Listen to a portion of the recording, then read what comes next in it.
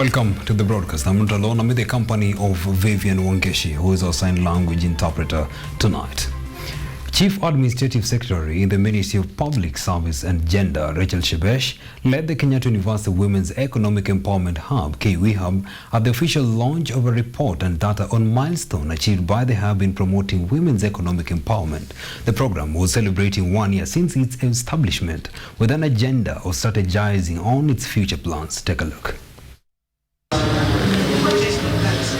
Kenyatta University Women's Economic Empowerment Hub has concluded 1 year after its establishment at the university.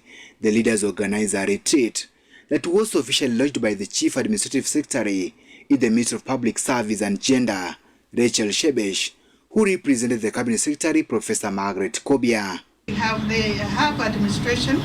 Chief Administrative Secretary Rachel Shebesh commended Kenyatta University through her Ku-Weehub leadership, as she blames parliamentarians for jeopardizing gender bills. Would not exist if it was not for partnerships. We have lobbied and lobbied for more financing, for more vote in the budget for gender, but you know it's dismissed. It's been in Bunge. Every time we pick issues of gender, they become women issues, and therefore they become not very important issues. In her message, Rachel Shebesh called on leaders at the Ku-Weehub to use the data in the 1 year report in order to organize and bring about change in gender equality. As a research-generating institution, my ministry appreciates the role you continue to play in ensuring that government policies and programs are driven by credible data. We need data to measure the effectiveness of policies and programs aimed at enhancing equality and equity between men and women. Shebesh emphasized that such data is important and can be of great importance to our country as it struggles for gender equality. Gender statistics are needed to improve evidence base for research and policy development. Utilization of gender data enables us to formulate policies based on the real needs of men and women, boys and girls in society. Kenyatta University Vice Chancellor Professor Paul Ku-Weehub revealed that gender equality remains a challenge in the country despite efforts to counter. Since independence, women's economic empowerment has been a fundamental component of Kenya's development goals.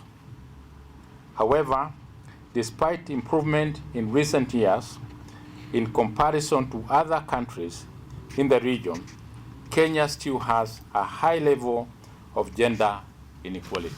Professor Ku-Weehub noted that Kenyatta University will work together with other stakeholders to ensure the goal of Ku-Weehub is achieved.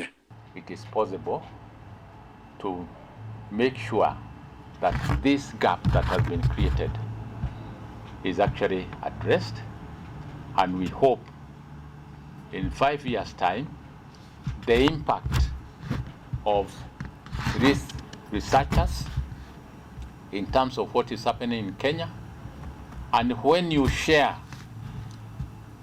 the findings with your colleagues elsewhere, we'll be able to address this.